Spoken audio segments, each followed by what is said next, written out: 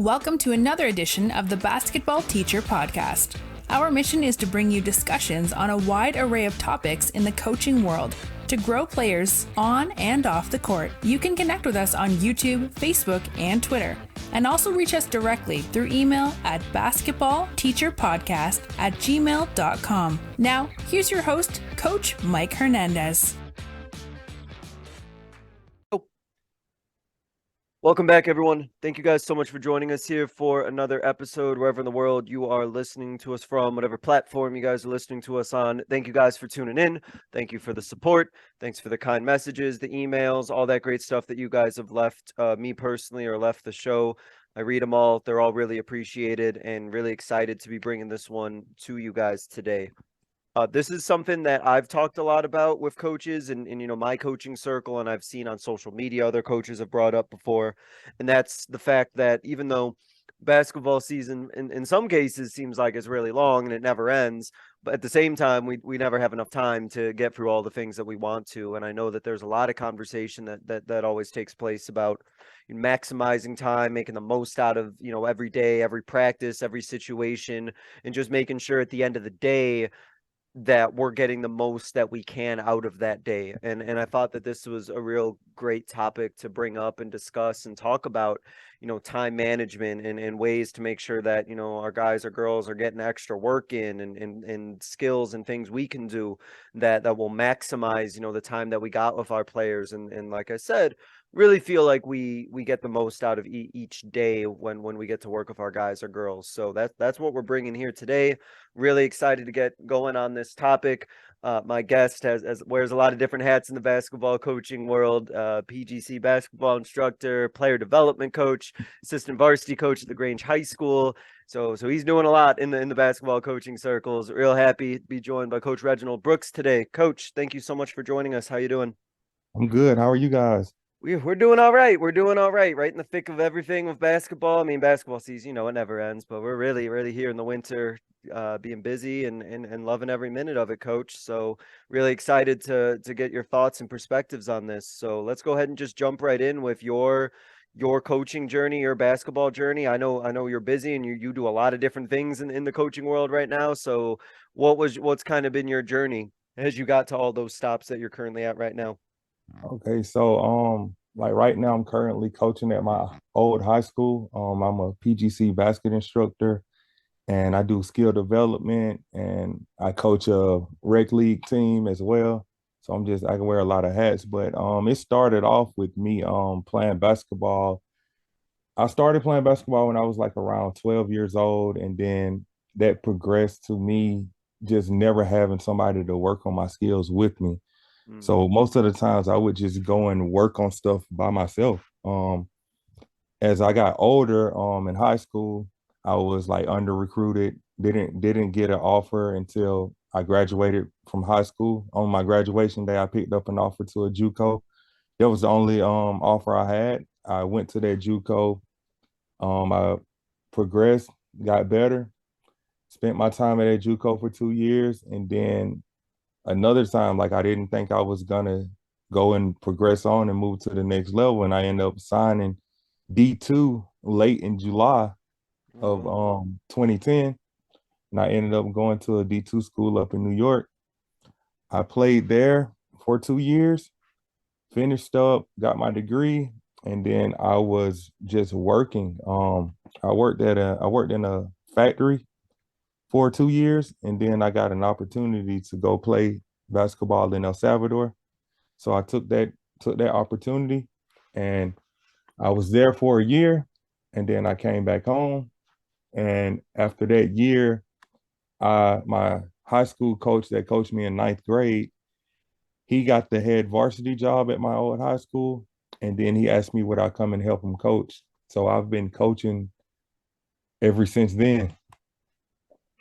So let me ask you about what was it that you were working on when you were in high school? You said you were on your own. You didn't really have a lot of skill trainers or people that were working with you, and you were kind of figuring it out as you went. So let me ask you, what was it that you were working on kind of by yourself? Because clearly whatever it was you were doing helped open up some doors for you after high school. So what kind of stuff did you work on, and kind of like how did you develop your own kind of like personal like training plan for yourself? Okay, so when I was in high school, I the only thing I really did was went to go and play. Like I just went and played every single day in high school. I didn't really do ball handling skill drills or any of that stuff until my first year of college. All throughout high school, I never did skill development. I just played a lot. And like I think that really helped with my basketball IQ. Like I developed a really good basketball IQ by just going to go play pickup. I started when I my freshman year of college, when I was in junior college, I started to develop a routine. I looked at Mm-hmm. better basketball ball handling, because that was something that I was always interested in learning about. Like I just wanted to learn how to be a better ball handler. And I went to better basketball, looked up their stuff, and I created my own workout. Like they had like the sections broken down, and Yeah. I created my own workout with that. Well, so I started to see results. So that made me to be like more of a sponge, and I started to just look up stuff. So whatever I looked up, I would go and try it, and I would go work on it. One of the best things I think happened for me was our coach, when I was in JUCO. He changed me from a 5-4 to a 4-3. So I was playing like the 3 and the 4, and our offense turned into a 4 out 1 in type of Mm-hmm. offense, which allowed me to read and react a whole lot better. And that summer, going with him changing the offense, and that summer I just developed a routine where I would lift in the morning time. At I went to we had like a rec center, and I've been playing at that rec center for like since I was like in fifth grade. So I would go there, and in the morning times I developed a routine of just lifting. I would lift from 10 to 11, and then from 11 to 12:30, I used to do I had a set of drills that I would do, and I would do them every day from Monday through Friday. And it was basically stationary ball handling, and then I would do stuff on the move with like movement. So I would do stationary ball handling, then movement shooting, and then I would go and I would do like one-on-one stuff. So like ISO stuff of Mm-hmm. like I may start at the top of the key, dribble down in and out, and go into a layup or a pull up, and then I would come down and combo move it. So that started to be my workout. Well, then I met a guy who he told me he played in the G League and he played at Wichita State, and he had Okay. me doing a lot of off ball screen work, like playing out of floppy, a lot of work playing out of floppy. Like I really, really learned how to play without the basketball by Yeah. just working out with him over the summers. And one major thing that helped me was I got a medicine ball, and I would do ball handling with the medicine ball. Oh And I didn't yeah. know, Okay.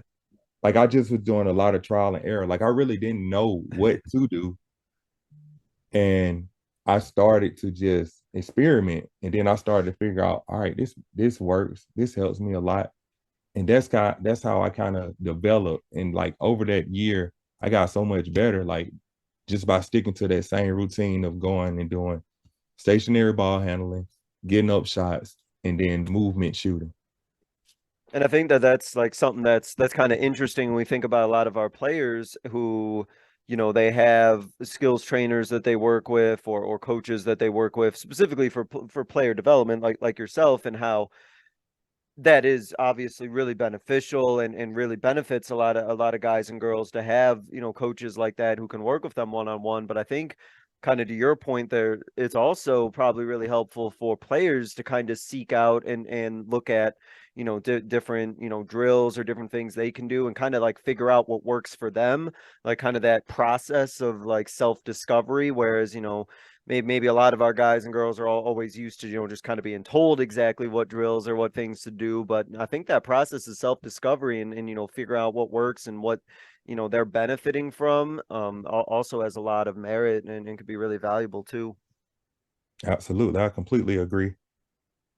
So that segues into you being a player development coach. So you're working in that aspect right now. So when you're working with players and you're looking to kind of get them, improve and get them to that next level of from where they are to where they can be, what sort of aspects of player development do you work on or do you think are most important to kind of help somebody become that good or great player? So it just depends on, for me, it depends on like a certain aspect of the player, like what do they do good. So I kind of find their strengths first. And I feel like you gotta be able to do what happens most in basketball. And I would say that footwork is like the number one thing, like rips, jabs, and pivots. Like I think those happen the most in basketball. Rips, jabs, and pivots. Like somebody's gonna get downhill, somebody's gonna kick it, you're gonna have to rip and try to get downhill, or you coming off of a ball screen, you get downhill, this guy collapse, and then you still have to, like, if you kick it, another guy is going to have to rip and go. And I feel like everybody's not going to have the ball in their hands like 24/7. But I feel like when you do catch the ball, you're going to be in a situation where you're going to have to like either catch, rip, and pivot, or catch and shoot, or make that read. So for my lower level players right now, that's something that we work on daily. Is I got like a footwork workout that I do with them where it's jab steps, rip throughs, pivots, and just being strong with the ball and making reads out of once you get strong with the ball. So I think like basically footwork, jabs, rips, pivots, and shooting. Those are the things that I really think are very important. Um, that's for my level players. Mm-hmm. That's like my ninth grade, my eighth graders that I work out with skill development, my elementary school kids. My college kids, I work on them with like a specific skill. So I work with the kid now. He's in JUCO. He's committed to Grambling State. Oh, okay. And with us, we work like on a lot of pick and roll reads, like making the right read, making it on time, making sure that you're reading the pick and roll the correct way. And we get a lot of shots out of the pick and roll. So with him, he's a lefty. Uh he can shoot the three pretty well. But his mid-range game is a part of the game that he wanted to add. So this summer we worked a lot of him coming off of pick and rolls, getting downhill and just pulling up for the mid range. Getting downhill, pulling up for the mid range, rejecting the screen, pulling up for a mid range, coming off, snaking the screen, pulling up for a mid range, like a lot of that work. And then we worked a lot of just him making pick and roll passes. So we would say like we'll have a guy in the opposite corner and we would have a guy in the help side, and we would make him come off of the screen and he would have to read the not the primary defender, but the guy that was in help side and kind of pull Yeah. that defender. We worked a lot on that, just him pulling defenders and just making the read fast and on time and on target. So making that pass. So those were the things that we worked on with him. I guess it just varies pretty Yeah, much. it sounds like you really take the time to get to know your guys you're working with and know kind of what they're at, what they want to work on, and also right, probably like what the system they're going to be in or what they're going Yeah. to, be seeing a lot of, right? Yeah, most definitely. Most Mm. definitely. So as we kind of get into this concept of something you're passionate about getting the most out of each day. So at the high school level, that's one of the areas that you're working at right now. You work at the high school level, and time management is kind of difficult for players. Trying to work with guys and trying to make sure that they know how they're managing their time, how they're getting the most kind of out of each day. So I want to ask you about what do you kind of teach your guys or coach with your guys about how they can be managing their time and making the most out of each day, because I know that that's something that you definitely were doing when you were playing. So how do you kind of communicate that and kind of teach that to your guys that you work with now? So right now, like when I work with my guys, in that aspect, it's a lot of just teaching right now, just teaching them to have good habits. So before practice starts, like I could go through a typical day. So Yeah. I have I wake up at like 6 a.m. and I get to the gym at 6:30 in the morning. So we do skill work from 6:30 to 7:30. So we already get 1 hour of skill work in each day. Um 30 minutes, I break it into like 30, I think I break it into like 30-minute segments, and then I break those segments into like 10-minute segments. And it depends. It could be 10 minutes or it could be 15 minutes. Um, so like the first half would be we would work only on a particular skill, like with my bigs. Like when I work with my bigs, I also alternate the days. So it would be guards one day, bigs one day, guards one day, bigs one day. And like for our bigs, well, we have to go against the 2-3 zone sometimes. So I work a lot of high-low stuff with them, like without the ball, just them Mm-hmm. moving, getting in the groove of moving here and there. And then I would do stuff with the ball. So it would be like 15 minutes without the ball, just getting good movement in. And then it'll be 15 minutes with the ball. So it'll be I may have a guy flash high post and then hit the guy low, just making that high-low pass. Then I'll get them to do some short corner feeds where they catch it at the short corner and feed it to the guy diving. Then I would have them do catching it at the short corner, shooting that little mid-range jumper right there, and then it'll be just progressing out of that. I do a lot of like progressions with it. Yeah. It's like building Then on it, layers. yeah, so then once that happens, then I would make it live. So like for the last 30 minutes, it'll be broken down into like 10-minute segments where we may play live from the high post.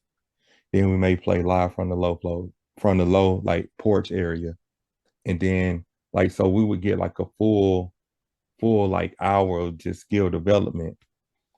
And then if I had my guards in, we would get up, we would do first half would be just shooting. Just we have a gun. So we would get guys on the gun and just getting up shots. And the second 30 minutes would be broken down into pick and roll reads. Because with our offense, we do a lot of pick and rolls, a lot of handoffs. So it's a lot of dribble handoffs, a lot of pick and rolls. So just making them make the right reads and pick and roll. I usually have like 3 guys, and sometimes I bring my post so we can have a good screener. But we'll play a lot of 3-on-3 in the morning times. That way, once we get to practice, so that's before school. Then once practice, we start practice at around 3:45. Mm-hmm. So I have a group chat with my players, and I divide it into like bigs, guards, and wings. So I each of them have their own separate group chat, and I would send them the pre-practice workout to them before like school starts. So they'll have an idea of what we're gonna do before we Yeah. even touch the court. So they usually get to the gym at 3:45, and as soon as they come in, they go straight into like it's no wasting time. You as soon as you come in the gym, you get started. Some of my kids they get there at like soon as the bell ring, they come in. Running in there. Yeah. Yeah, they run in there, so they already getting up like extra work. I send the workout for each individual group and I make them do it themselves. So they have to govern themselves. And like some kids, they would take their phone with them and they would do ball handling, but they'll have like their timer. So they'll have their timer that they use and they would just do like stationary ball handling for like 15 seconds each drill. And then they would go into ball handling or pick and roll reads or shooting. Like I try to get a good 15 minutes of three different concepts. And we do that every day. Like so to start off practice, they'll get 15 minutes just from 3:45 to 4, and then another 15 minutes of just self-exploration, like stuff that they want to work on. That way we've used because we usually go from like 4, well, we go typically practice is 4 to 6. Yeah. But they get there early so they can get the skill work in before practice. And 4:15 is when we really start practice. So they've gotten 30 minutes of skill work in before practice even starts. And then we just flow into practice. And then they're warm, they're warmed up, they're ready to rock and roll. So that's how I typically do practice to begin. Then we go into like pretty much what we need to run, like our plays, our press break, or that type of stuff. Like as practice go on from after 4:15, like the kids, they kind of know when 4:15 hits because they all had, like each one of them would have a phone, and they would just kind of know like after they get to like a certain drill that they're on, they'll know like it's almost 4:15. So then they'll start making their way to the baseline, and then we'll start practice. Is there a way that you're kind of measuring it, like their progress as they're working on their skills? Or do they have goals that they're kind of setting themselves, or are there a way for them to like track, their shots, or kind of track or monitor their ball handling or improvement? How do they kind of know how, if they're making, no progress as the days and weeks and as the season's going on? So we track everything. Hmm. I learned that at PGC this over like a couple of sessions to track everything. So when we do shots, we do out of 10. So we got like one group that they will work on like curl shots. They'll do curl shots, they'll do sprint in 2 shots, they'll do slide in 2 shots, they'll do exit cuts, and then they'll do just stationary, just catch and shoot. So they have to, it's a out of 10. So each drill is out of 10. Hmm. And they have to get at least 7 out of 10. If they don't get they track it, and it's like they got like an actual tracker that I give them. I pretty much stole a lot of my stuff from PGC. They got like a shot tracker that they use, Yeah. and with that shot tracker, they take that shot tracker and then they can just see their results. Like, okay, I didn't shoot it well with curl shots, or I didn't shoot it well with these type of shots.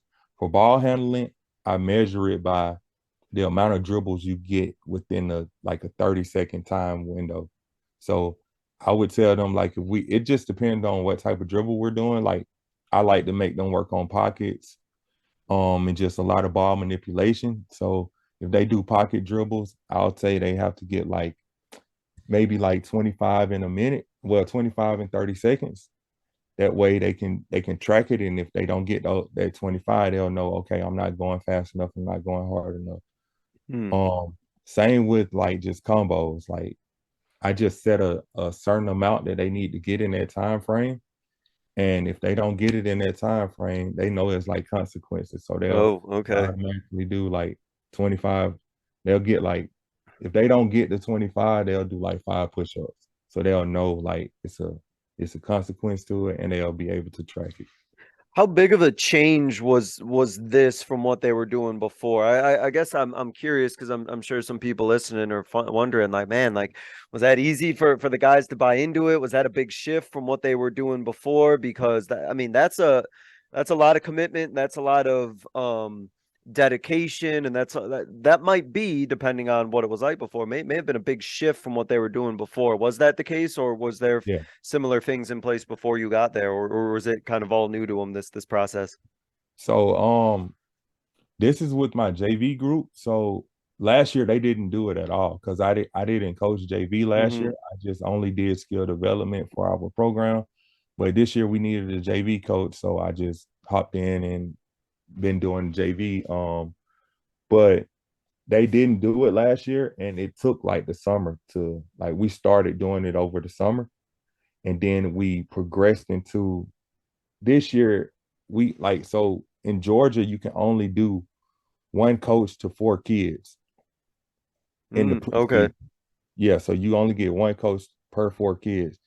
So in the preseason, we would it was like hard to just get them to buy into it, but like it's been a process. Just Yeah. to say the least, it's been a process, but it's finally like it's all clicking now because it's like they weren't good at it at first. Like they really sucked at it to be honest. It was hard for them to get bought in. And the more and more, I think it was like I had one kid who he started to see himself getting better, and like he wanted to do it more. So then he started to really, really want to do it more and more. And then like other kids like, dang, he's getting better. Like, and they started to be like, well, he's Only been takes working with one coach. sometimes. Yeah, like he's been working with coach. So then now they're progressing to now I got kids calling me all the time, like, let's get in the gym, coach. Let's get in the gym.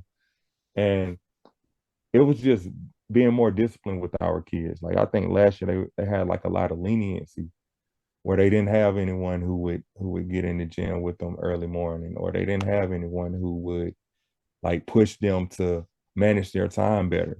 Mm. And so what was it just was there a conversation that needed to be had with those players about, how to manage their time and how to make sure that, they understood where their priorities were supposed to be, or what it meant for them to get better at basketball time wise? Or is it a situation where they sort of figured it out once they saw like the results start to happen? So I kind of coach, I really kind of didn't give them a choice this There you year. go. That'll do Like it. like it was like you got to be here or we moving on type of deal. Oh yeah, that's natural consequence sort of thing, I guess. Yeah. We this year, like this was the first year that we actually like did it throughout the whole program. Like Yeah. we did like 1 in 4, like one coach per 4 kids. And we actually had like a lot of coaches in the gym. And we did it the whole preseason. And we also played fall league this year. So like for varsity, we would come in and we would go 1 to 4. We got like 5 or 6 coaches on our staff. Mm-hmm. So each kid started to develop the habit of working on their game, like and managing their time well. And so that just progressed into we would do varsity on one day, and then we would do JV and ninth grade on one day. Where in the past we only used to just do varsity. We kind of knew the kids this year who were Yeah. going to be on JV. We kind of knew the kids who were going to be good freshmen, and we kind of just already knew. So we just grabbed those kids once school started, and just after school every day we were doing workouts, and that kind of progressed into how we run workouts now. And pre like those 30 minutes before practice, that was a lot of stuff that we did preseason that just carries on into our season. Yeah, I mean, I think that that's one of the best ways maybe to go about it is just by like if it just becomes the expectation where, and it sounds like to me it's not necessarily even framed as like putting in like extra work or anything, like it's just like putting in your work. Like this is just Yeah. like what's expected of you, right? Yeah. And it helps the kids because it actually is extra, but they don't look at it like that. So Yeah. now it's like this is mandatory of me. And Yeah. it's like, They're yeah, gonna be there in the morning, right? Like that's yeah, just what it is because I mean, and I think the other it also just probably lends itself just fine because they know that if they're not there for whatever reason, probably everybody else is, right? So the yeah, consequence is everyone else is getting better, and that's going to have an effect on them if they're not able to be there yeah. or And I don't make kind it of a priority. I kind of make them want to be there too. So Sure. like in the morning How's that work? so basically I have like cereal bars for them, like breakfast for them, like maybe like a granola bar or like some orange juice for them. Have music. They love music, so I Oh play yeah. music. We got like a new facility like 2 years ago. So we got like a Bluetooth and the audio and it like blasting through the speakers early in the morning. So the energy, just bringing that energy to the kids, they kind of like want to be there. And I think that, it's important as coaches, especially if we're working on, high school levels in particular, we are asking a lot out of them to be getting there, Yeah, that early. Like it's a commitment that, a lot of people their age are not making and a lot of their peers and friends group aren't making. So the more we can do to make it, something that it's getting a lot of work in, like you said, but it's something that's still like exciting. It's high energy. You know, like you said, you bring some granola in them for bring a little bit of food for them too. Like make it a good positive experience along with all the hard work that they're doing. And I think that really keeps them going, especially like you said, that music coach. I mean, those kids, man, you can put a little music in that gym and it's like they're in heaven. I feel like a lot of my Yeah, girls are at least that way.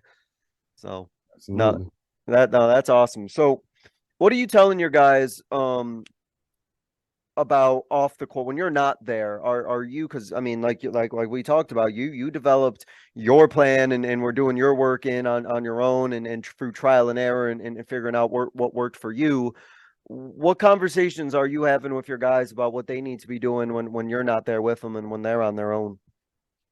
So each of my guys, they kind of, some of them know their weaknesses, some of them don't. And then like what I did over the summer, it took a lot of work. I did like a SWOT analysis with the kids. Yeah. So kind of just found strengths and weaknesses and those things. And then I created a sheet for one, like a couple of my players, I created a sheet for them of like absolutes of things that they need, like things that they need at the level, at the next level. Because we got like some of my varsity kids, they gonna go on and play in college, like and they needed to develop like a routine of things to do without coach being there. And what we did was we kind of helped them create their own workouts. Oh, Um, nice. Yeah. where it's like you do you pretty much do like after you do the SWOT analysis, you ask them what they want to like work on. So I got like our point guard this year. He's a 10th grader. He moved up from playing only ninth grade last year to now he's getting like he's like our sixth man for varsity at point guard. Um and he struggled with catch and shoot threes. So me and him, I talked to him. I said, you gotta be able to shoot, catch, and shoot threes. You gotta be able to play without the ball. Um, so we developed the plan. I told him, I said, if you look at it like this, I said, if you focus on one thing for 6 months, you'll become extremely better at it than working on tons of things for like a month. A month you work on a ton of things, another month you ain't really getting better at that one single thing. So for him, I told him, I said, we won't have a 6 month window for you for this. I said, but we'll do 3 months. I Mm. said 3 months of just catch and shoot threes and movement shooting. So with me and him, I got it set up to where he comes in the morning time and he gets on the gun and he shoots by himself. So it'll be on like he'll start off. Sometimes he comes in at like 7 o'clock, and he goes and he gets like most on the days when I have like my bigs workouts, I'll let him go on the other end and he'll be on the gun by himself. And he'll get like he probably can get up like 500 shots within that 30-minute time window Yeah. of just all catch and shoot. So with him, that's the only thing we're focusing on for 3 months. And we started in October, and Hmm. like so it's October, November, December now. So in January, we'll go into more of just movement shooting with him playing off the ball. That way he'll still progress during the season. And that way, once the summer come, he'll have catch and shoot down and he'll have movement shooting down. But I think that's a good point that you mentioned earlier about really focusing on one thing, because I think without that guidance or without players having that awareness, they'll probably, like you said, right, they'll want to try and get better at everything, and then by doing that they're not going to get better at anything, and then they'll probably either end up getting discouraged or they'll feel like it's a waste of time or they're not getting anywhere. And I think that just focusing on one thing in particular is just something that it's manageable probably for a lot of guys, and it's something that like I'd imagine would just like keep them focused because they know like that's their thing that they're really working on and making their goal. Yeah. I kind of got that from Gilbert Arenas. So he he kind of was saying like he was talking to somebody. I watched one of his podcasts and he was just saying like kids in the NBA, he said they should just focus on one thing over the summer and just get like really, really good at that. He said he would ask them like how many years you want to play in the league and they'll say like 10, 12. He said, well, just work on one thing and master one thing over the summer. And then the next summer, work on something else. And then the next summer, work on something else. He said that way like you really, really focus on that one thing and you can see a significant difference in it. And like by the time like you go 5 years and you do that for 5 years, now you have become like a more complete player Mm. by just focusing on that one thing for that whole time. Like it's going to be like a staple. Well, I So think that I was just thinking too for like if you got guys who are girls who are in high school right now and they're looking to go play at the next level and maybe they're being recruited and people are looking for coaches, in some cases are looking for particular players who have a particular skill set or fill a particular role or have a particular spot for a specific type of player. And if that coach or whatever, for example, is really looking for guys who got that ability, to move off the ball, catch and shoot, create their own shot. And a coach could say like, hey, this guy's been working on, that skill, and that's what they've been devoting a lot of time to. And I think that helps those conversations go a lot better where players can, really speak on and advocate for the skill set that they bring and could potentially bring to a future team.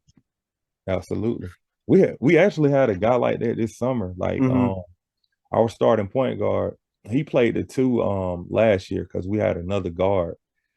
Well, he with him, like we had a 4-year starter last year and he graduated. So our point guard now played the two last year with him. And then once he graduated, we needed a point guard. So our two guard, like the whole summer, he just worked on playmaking. Yeah. Like when we were in the games, he worked on playmaking.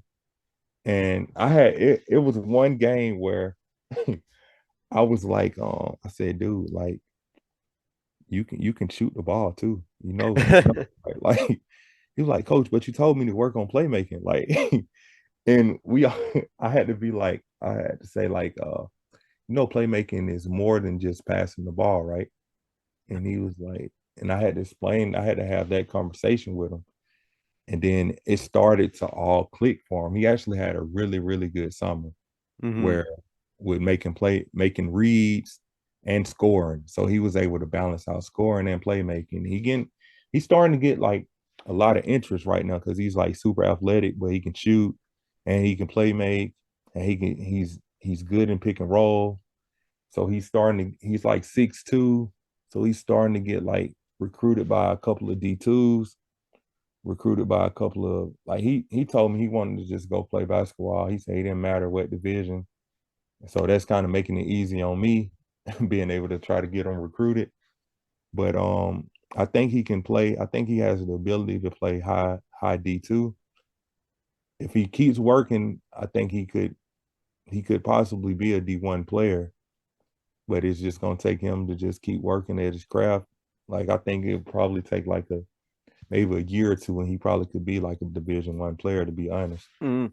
And so, yeah, I mean, like we were saying, like it's good to have that like skill set that you're putting the time in because then it's like, hey, like I know this guy, this girl can do this because this is what they're working on. So if this is what your program needs, you can vouch for him by saying, oh yeah, like he's been putting in a whole summer and putting all this time on it, and then it'll show up on game film and everything. So no, that's great.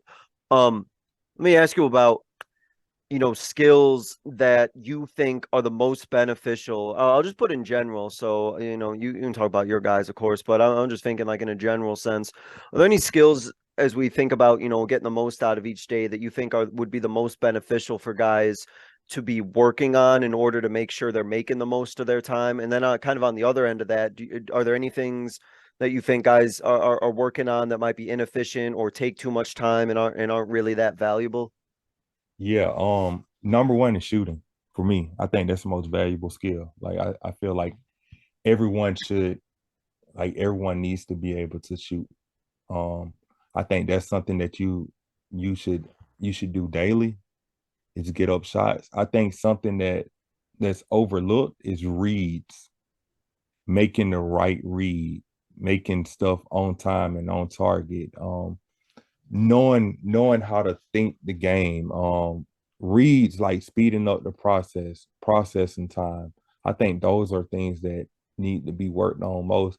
I think the thing that's worked on the most that doesn't need to be that wastes too much time is ball handling. Like I think people spend way too much time on ball handling.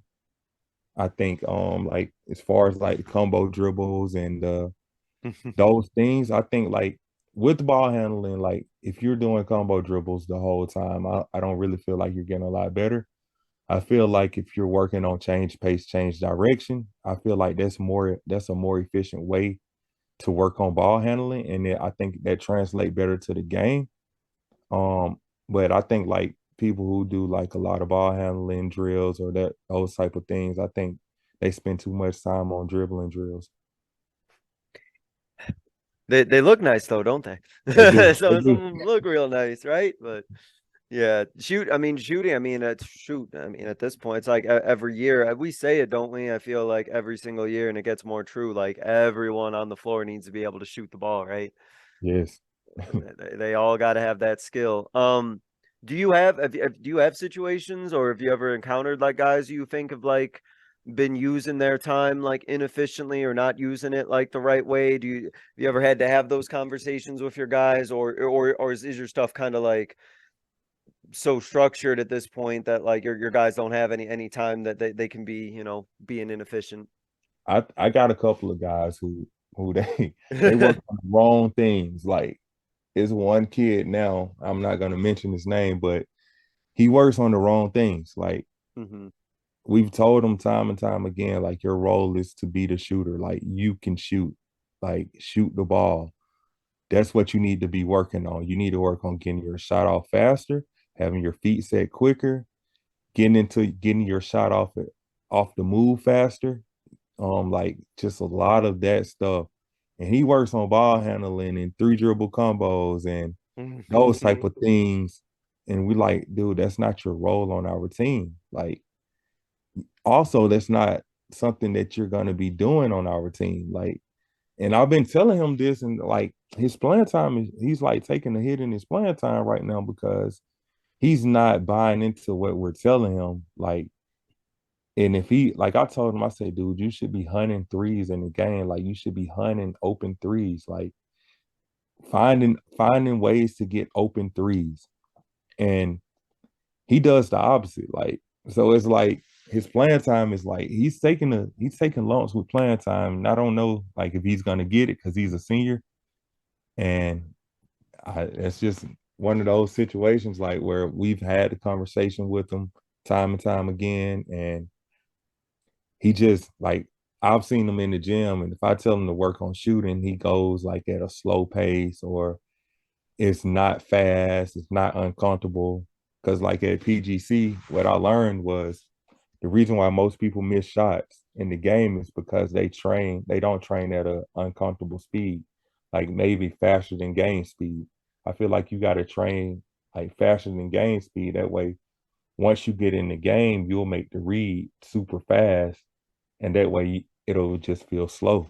And Like that's you, kind of one of the things, one of the traps that, I think that can happen with like getting on the gun, right? Right. I've had coaches on here who've talked about, guys will get on the gun, but they'll just be kind of lazily putting up shots and, not doing anything that's necessarily game like, and they might be making them, but they're spending so much, time in between shots or setting themselves that it's not game realistic and doesn't translate at all. yep. And that's something that I really, really learned that like this summer, just making sure guys ball in the air, feet in the air. I would put the gun down to like 1 second so they like the lower the fastest the ball can come out and like they have to like ball in the air, feet in the air, and it's just Hmm. continuous. And like some of my kids are like, "Dang, coach, like this thing's coming out fast," and I'm like, "You got to get used to shooting at that speed." Like, and that's only going to translate to the game. And when we do movement shooting, I'll do things like it's like I may get a guy, like they may do 2-on-2 movement shooting, and it may be like a guy who runs at them. Like it'll be two kids working together. So he may pass it to him and run at him, and he has to get the shot off in that short period of time. That way it's like game like, and he can actually work on getting the shot off faster. Mm. Yeah, and I think anything that seeds players up and makes them uncomfortable. I mean, that's to me, I think that's kind of the best practices, the best skill development you can get them in a position where they're uncomfortable and they're making mistakes and they are failing. I think that if we get our guys and our girls okay with failing and understanding that failure is good because that's how you get better, that I'd much rather have that than a half speed drill or skill that they might look good doing that, but probably hurts them more than anything else. Absolutely. We use something called like NATO, so not attached Mm-hmm. to outcome. Mm-hmm. And we have like a segment with that too. So you'll get shots up that are, because most of the time kids just want to shoot and make the shot, and they don't really. I've seen it with training. Like I train girls sometimes. And they're like, "Well, I'm making it," and I'm like, "But you're not making it the correct way." And I'm like, "You're not going to be able to get that shot off in the game shooting it that slow. Even though you're making it, that's fine, but you have to be able to make it at an uncomfortable speed. And I'll have a segment where I may just do just all sliding and getting your footwork set and making sure your footwork are set, making sure your feet are good. I said, I'm not even worried about you making the shot right now. I said, all I'm worried about is if you're getting your feet set quick. And then we can translate up into getting the reps in. Because if you get your feet set quick, you can get on the gun and just get the reps of just getting your hand placement and your lifts and those things quicker. I said, but we just focus on like one certain thing and like don't have an outcome attached to it. Yeah. And that kind of helps them out a lot because they're not focused on makes. They're more focused on doing the proper footwork. Yeah, no, I think that's a good point too, is focus on the form and the technique, right? And focus on that and make sure that gets down. And then they do that, right? The results eventually are just going to speak for themselves the more they get those habits down. Yeah, absolutely. So as we kind of wrap up here with one of my last questions, I want to ask about, one of the things a lot of coaches, they're always working on and always trying to figure out is how to have the most efficient and make the most out of their practices. And I know we touched on this a little bit earlier, but I wanted to ask you about what would you say is the key to having, an efficient maximum effort practice that your guys get the absolute most out of? Um, I would say making sure you plan it. Like it Yeah. has to be planned out. Like planning is a big deal. Planning also, I would say energy, like the energy that you bring to your practices. Like if you come in as a coach and you're not high energy, the kids aren't going to be high energy. Like you have to kind of come in and help them be high energy. Like um another thing I would say, so planning, high energy, and just having the ability to like adjust quick.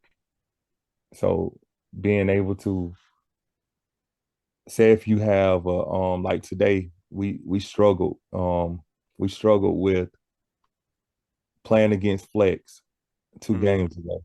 So today we really worked on a lot of playing against flex. Well, it took a long time today. Like today was a day that I was frustrated as a coach because I'm like, dang man, I had this planned out to go this amount of time, but it didn't go as planned, and we kind of just spent a lot of time on just working on them getting it with flex. Um, I think like just making sure stuff is planned out and then being able to adapt. So we were able to adapt with that. We spent a long time on it, but after we spent that time, I felt like we really got something accomplished by just focusing on that one technique or one way that we making sure everybody's in the gap, making sure everybody's jumping to the ball. in those particular things, I think that's what kind of once we were able to get those concepts down, Hmm. then we were able to like progress into some other things. But like just being able to adapt, because like you may have a set schedule, and you may have to just spend a lot of time on one thing. If like the whole team isn't getting it good, or you don't like how they're doing it or something, you may have to just spend extra time on it. Yeah, I mean, I like that. I can completely agree with what you said, right? Like you have to have a plan. Like you have to know exactly what you're trying to get out of your practice and what the outcome it is that you're looking at. But like you said, if there's some things, right, that are a higher priority or things that you absolutely have to get down, I think you also have to be, flexible as a coach. And it sounds like that's what's important to, you and your guys, is that flexibility to understand, like, oh, if we really got to get this concept down, we really got to get this concept down, because, that's the most important. Even if it takes away a little bit of time elsewhere, our time is better spent making sure that we redirect it on this one aspect, because, if we don't get this down, then that's going to hurt us, like, in the long run. And that's kind of sounds like that's kind of the thought process you guys got. Yeah, absolutely. So do you, with your practices, I'm just kind of thinking about the way that you and your staff kind of do your practice plans. Is it based off of things that you've seen previously? Is it things that you see, like, what we're coming up with, games based on like scout film? Is it just stuff that you feel your guys need work on? Like, I guess, how do you and your staff kind of identify like what needs to get done in those practices as you're kind of making that practice plan? Okay, so for varsity, it's mostly like we preparing for every game. So it's kind of a Hmm. lot of scout team stuff. Um, and then we kind of do like we may have like one day where we do scout team stuff, and like that whole practice is like geared towards, okay, we're about to play this team, they do this. We need to be prepared for that. And then we'll have days where we're just only focusing on our stuff and what we do.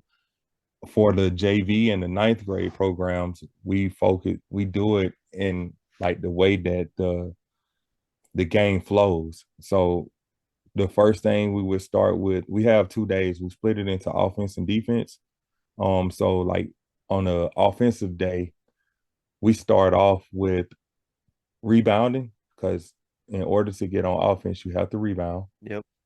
And then we transition from rebounding to our secondary break, fast break first. So we'll go fast break into secondary break, and then secondary break into offense. And we focus on those things in that day. So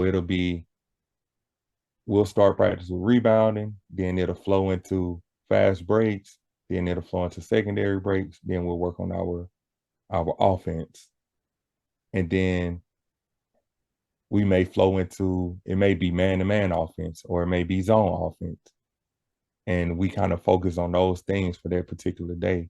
And then we'll go into maybe a press break to end practice. Mm. So then on a defensive day, we'll work on, we'll start off with transition defense, because I feel like that's the first thing to focus on, is being able to get back in transition.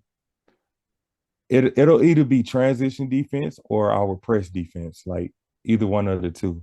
It Hmm. just depends on the Okay. day. Yeah. And then we'll flow into transition defense, flows into half court defense, and then that flows into rebounding, which flows into our next offensive day, if that makes sense. Yeah. Yeah. Yeah. Yeah.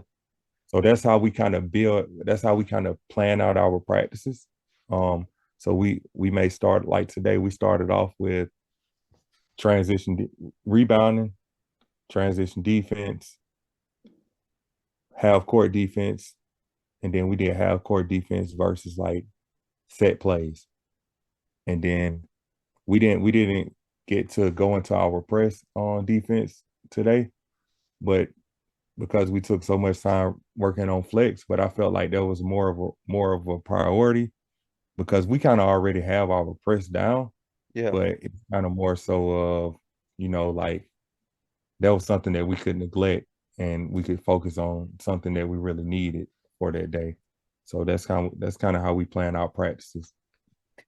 And I mean, it sounds like it's very like segmented, right? It sounds like it's got like a very like it's all purposeful, and I think that that's kind of like been the key that I've kind of noticed throughout this whole conversation is that it seems like the key, if you want to really get the most out of each day, is every single drill, every single skill, every single thing that you're working on in practice. There, it has to be purposeful with some intent behind it in order to make it worthwhile.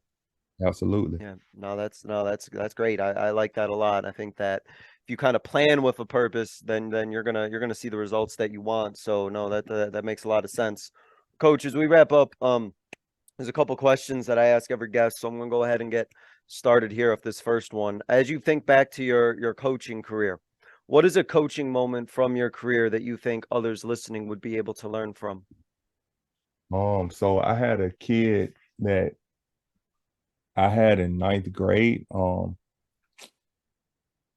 was a young coach.